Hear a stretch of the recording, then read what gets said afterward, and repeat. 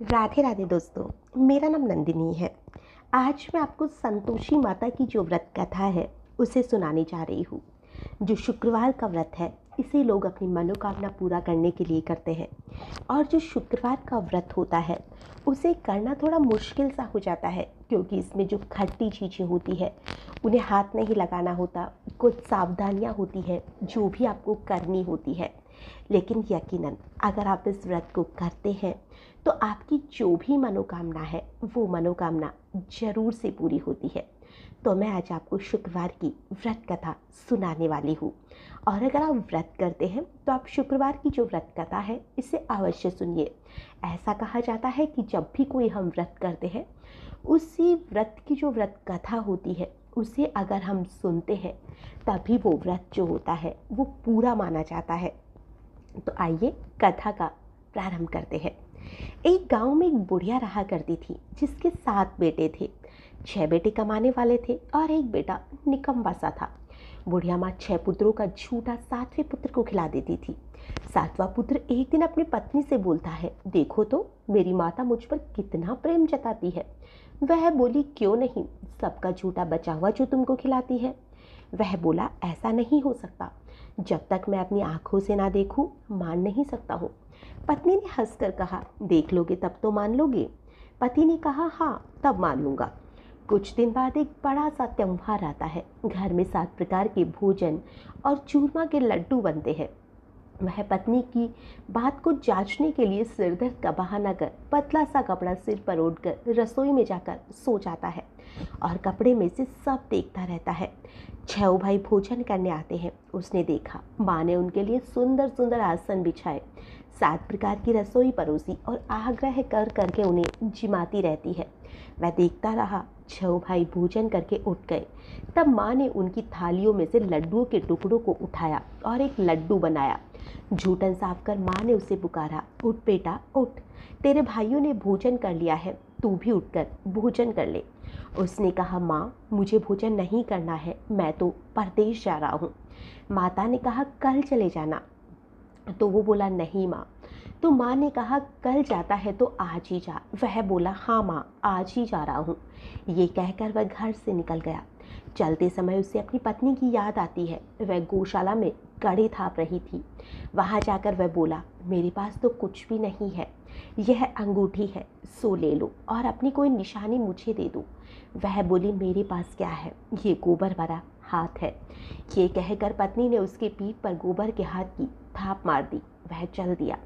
चलते चलते दूर देश में पहुंचा। वहां पर एक साहूकार की दुकान थी। वहां जाकर बोला, सेठ जी मुझे नौकरी पर रख लो।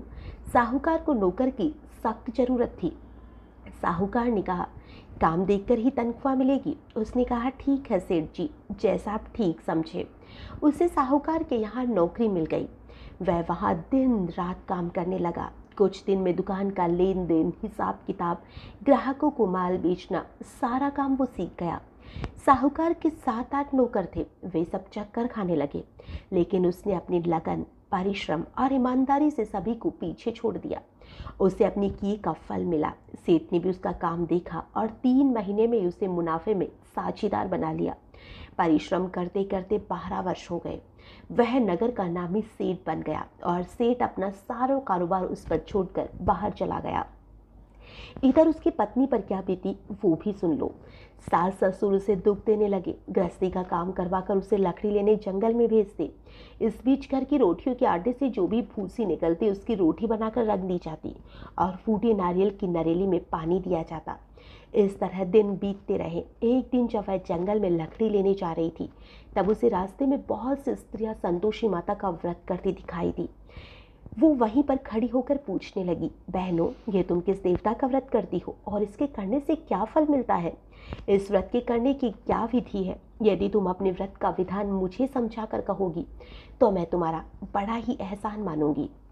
उसमें से एक स्त्री बोली, सुनो, ये संतोषी माता का व्रत है। इसके करने से निर्धनता, दरिद्रता का नाश होता है, लक्ष्मी आती है, मन की चिंताएं दूर होती है, मन को प्रसन्नता और शांति मिलती है, निपुति को पुत्र मिलता है, प्रीतम बाहर गया हुआ हो तो वह शीघ्र लौट आता है, कुंवारी कन्या को मनपसंद वर मिलता है, चलता मुकदमा खत्म हो जाता है, घर में कलेश हो तो वो मिट जाता है, घर में सुख शांति आती है, घर में धन जमा होता है, धन जायदाद का लाभ मिलता है, और भी मन में जो भी कामनाएं होती है वो सब संतोषी माता की कृपा से पूरी हो जाती है। वह पूछने लगी, ये व्रत कैसे किया जाता है, ये भी बता दो तो बड़ी कृपा होगी। एक स्त्री कहने लगी, बिना परेशानी, श्रद्धा और प्रेम से जितना भी बन सके प्रसाद लेना। 5.25 पैसे से लेकर 5.25 आने तक या इससे भी ज़्यादा शक्ति और भक्ति के अनुसार गुड़ और चना लो। हर शुक्रवार को निराहार रहकर कथा कहना सुनना और उसके बीच में क्रम को मत तोड़ना। लगातार नियम का पालन करना। सुनने वाला कोई नहीं मिले तो घी का दीपक जलाकर उसके आगे जल के पात्र को रखकर कथा कहना, परंतु ध्यान रहे नियम ना टूटे। जब तक कार्य सिद्ध ना हो नियम का पालन करना और कार्य सिद्ध हो जाने पर व्रत का उद्यापन करना। 3 मास में माता पूरा फल प्रदान करती है। यदि किसी के ग्रह खोटे हैं तो भी माता 1 वर्ष में अवश्य उसको अनुकूल कर देती है। कार्य सिद्ध होने पर ही उद्यापन करना, बीच में नहीं।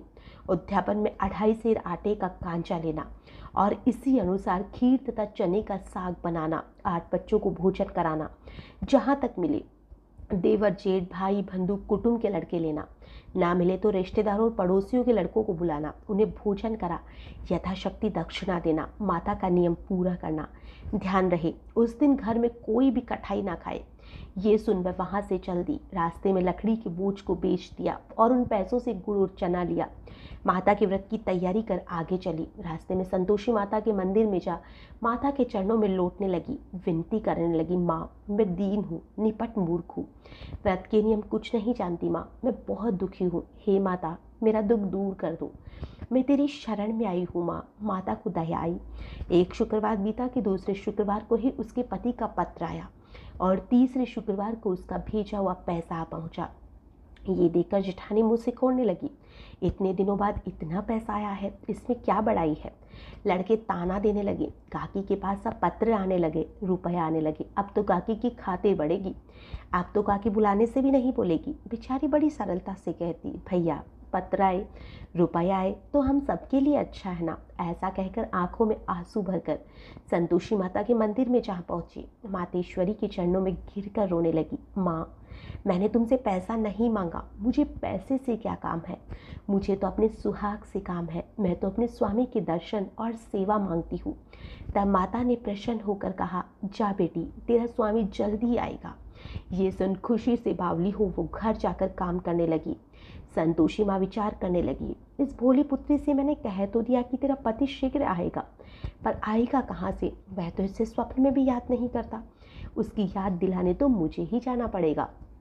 संतोषी माता ने उस बुढ़िया की बेटी को स्वप्न में समझाया, पुत्र तेरी घरवाली कष्ट उठा रही है, और बोला, हाँ माता ये तो मुझे मालूम है, परंतु क्या करूँ, वहाँ कैसे जाऊँ, परदेश की बात है, लेन देन का सारा हिसाब किताब है, कोई जाने का रास्ता ही नजर नहीं आता, आप ही कोई राह दिखाओ माँ। माँ कहने लगी, सवेरे नहा धोकर संतोषी माता का नाम लो, घी का दीपक जला, दंडवत प्रणाम कर दुकान पर जा बैठना। देखते ही देखते तेरा लेन देन चूक जाएगा, जमा माल बिक जाएगा, सांझ होते होते धन का ढेर लग जाएगा। वह अगले दिन सुबह बहुत जल्दी उठा। उसने अपने मित्र बंधुओं परिचितों से स्वप्न में माता द्वारा कही बात कही। वे सब उसकी बात सुनकर मजाक उड़ाने लगे। वे कहने लगे कि कहीं कभी सपने की बात भी सच होती है क्या।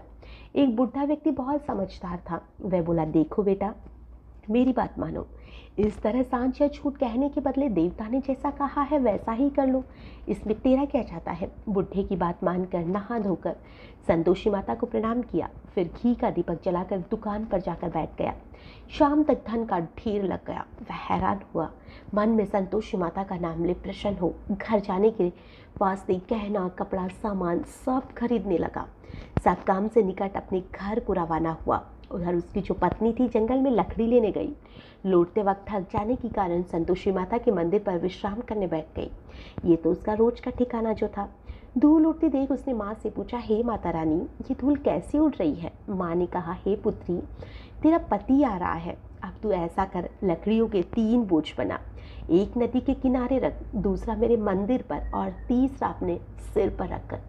पति को लकड़ी का गड्ढा देखकर मोह पैदा होगा, वह वहाँ रुकेगा, नाश्ता पानी बना खाकर माँ से मिलने जाएगा, तू लकड़ी का बोझ उठाकर जाना और बीच चौक में गड्ढा डालकर 3 आवाज़ जोर से लगाना। लो सासू जी, लकड़ियों का गड्ढा लो, भूसी की रोटी दो, नारियल की खोपड़ी में पानी दो। आज कौन मेहमान आया है? संतोषी माँ की बात सुनकर वह बहुत अच्छा माँ कहकर प्रसन्न मन से लकड़ियों के 3 बोझ बना लाई। एक नदी के तट पर, दूसरा मंदिर पर रखा। इतने में मुसाफिर आ पहुंचा। सूखी लकड़ी देख उसकी इच्छा हुई कि अब यहीं पर विश्राम कर लूं और भोजन बनाकर खा पीकर घर रवाना होता हूँ। इस प्रकार भोजन कर विश्राम कर वह अपने गाँव में जा गया। उसी समय बहू सिर पर लकड़ी का गड्ढा लिया आती है। उसने गड्ढे आंगन में रखा, जोर से 3 आवाज दी। लो सासू जी, लकड़ी का गड्ढा लो, भूसी की रोटी दो, नारियल के खोपड़े में पानी दो। आज कौन मेहमान आया है सासू जी? ये सुनकर सास ने अपने दिए हुए कष्टों को भुलाने के लिए कहा, बहू तू ऐसा क्यों कहती है? तेरा पति ही तो आया है। बैठ, मीठा भात खा, गहने कपड़े पहन। पत्नी की आवाज़ सुनकर उसका पति बाहर आया और उसके हाथ में पहनी अंगूठी देखकर व्याकुल हो गया। उसने माँ से पूछा, माँ ये कौन है? माँ बोली, बेटा तेरी पत्नी है, आज 12 वर्ष हो गए हैं। जब से तू गया है तब से सारे गांव में जानवरों की तरह भटकती फिरती है, कामकाज कुछ करती नहीं, 4 समय आकर खा जाती है। अब तुझे देखकर भूसी की रोटी और नारियल के खोपड़े में पानी मांगती है। वह बोला, माँ मैंने इसे भी देखा है और तुम्हें भी। मुझे दूसरे घर की चाबी दो, मैं उसी में रहूँगा। ठीक है बेटा, जैसी तेरी मर्जी, कहकर माँ ने चाबी का गुच्छा बेटे के सामने रख दिया। उसने दूसरे घर को खोलकर सारा सामान जमाया। एक ही दिन में वहाँ राजा के महल जैसा ठाट बाट बन गया। अब क्या था, वह सुख भोगने लगी। अगला शुक्रवार उसने पति से कहा, मुझे संतोषी माता का उद्यापन करना है। पति बोला, बहुत अच्छा, खुशी से कर लो। वह उद्यापन की तैयारी करने लगी। जेठ के लड़कों को भोजन के लिए कहने लगी। उन्होंने मंजूरी दी, परंतु पीछे से जेठानी ने अपने बच्चों को सिखा दिया, देखो रे, भोजन के समय सब लोग कठाई मांगना, जिससे उसका उद्यापन पूरा नहीं होगा। लड़के भोजन करने आए, खीर पेट भर कर खाई, परंतु बात याद आते ही कहने लगे, हमें कुछ खट्टी चीज़ दो, खीर खाना हमें भाता नहीं है। देखकर अरुचि सी होती है। लड़के उठ खड़े हुए बोले, पैसे लाओ। भोली बहू कुछ जानती नहीं थी, उसने उन्हें पैसे दे दिए। लड़कों ने बाजार जाकर उन पैसों से इमली खरीदी और खा ली। ये देखकर बहू पर माताजी ने कोप किया। राजा के दूत उसके पति को पकड़ कर ले गए। अब सब मालूम हो जाएगा जब जेल की रोटी खाएगा। बहू से ये वचन सहन नहीं हुआ। वह संतोषी माँ के मंदिर गई और कहने लगी, माता तुमने ये क्या किया? हंसाकर अब क्यों रुलाने लगी? माता बोली, पुत्री तूने मेरा व्रत भंग किया है, इतनी जल्दी सब बातें भुला दी। वह बोली, माता भूली तो नहीं हूँ, ना ही कुछ अपराध किया है, मुझे तो लड़कों ने भूल में डाल दिया, मुझे क्षमा कर दो माँ। मुझे तो लड़कों ने भूल में डाल दिया, मुझे क्षमा करो माँ। माँ बोली, ऐसी भूल दोबारा मत होना। वह बोली, अब कोई भूल नहीं होगी। अब बताओ मेरे पति कैसे आएंगे? माँ बोली, पुत्री जा, तेरा पति तुझे रास्ते में आता मिलेगा। वह मंदिर से निकलकर बाहर आई तो रास्ते में उसका पति आता मिला। उसने पूछा, कहाँ गए थे? वह बोला, इतना धन जो कमाया था, राजा ने उसका टैक्स मांगा था, वही भरने गया था। वह प्रसन्न होकर बोली, भला हुआ, अब घर चलो। फिर अगला शुक्रवार आया। वह बोली, मुझे माता का उद्यापन करना है। पति ने कहा, ठीक है, शौक से करो।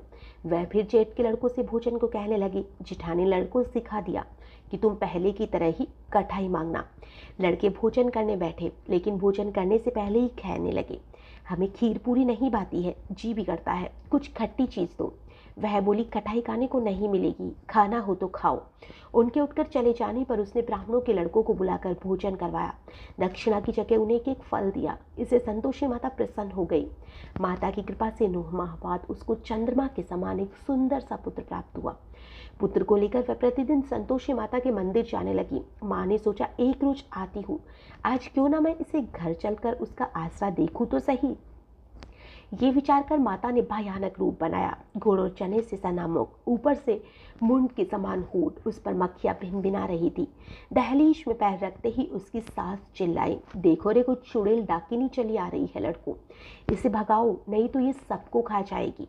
बहू रोशनदान से देख रही थी, वही प्रसन्न हो उठी, आज मेरी माता मेरे घर आई है। ये कहकर दूध पीते बच्चे को गोद से उतार दिया। इस पर उसको सास क्रोध में भर बोली, अरे इसे देखकर कैसे उतावली हुई है, जो बच्चे को ही पटक दिया। इतने में माँ के प्रताप से जहाँ देखो वहाँ लड़के ही लड़के नजर आने लगे। वह बोली, माँ जिनका मैं व्रत करती हूँ ये वही संतोषी माता है। इतना कहकर उसने झट से सारे घर के किवाड़ खोल दिए। सबने माता के चरण पकड़ लिए और विनती कर कहने लगे, हे माता, हम मूर्ख हैं, अज्ञानी हैं, तुम्हारी व्रत की विधि हम नहीं जानते। तुम्हारा व्रत भंग कर हमने बड़ा अपराध किया है। हे माता, आप हमारे अपराधों को क्षमा करो। इस प्रकार बार बार कहने पर संतोषी माता प्रसन्न हो गई। इसके बाद उसकी सास कहने लगी, हे माता जी, आपने बहू को जैसा फल दिया है वैसा सबको देना जो एक कथा सुने या पढ़े, उसके मनोरथ को पूर्ण करना। इसके बाद में आप संतोषी माता की आरती करना ना भूलें।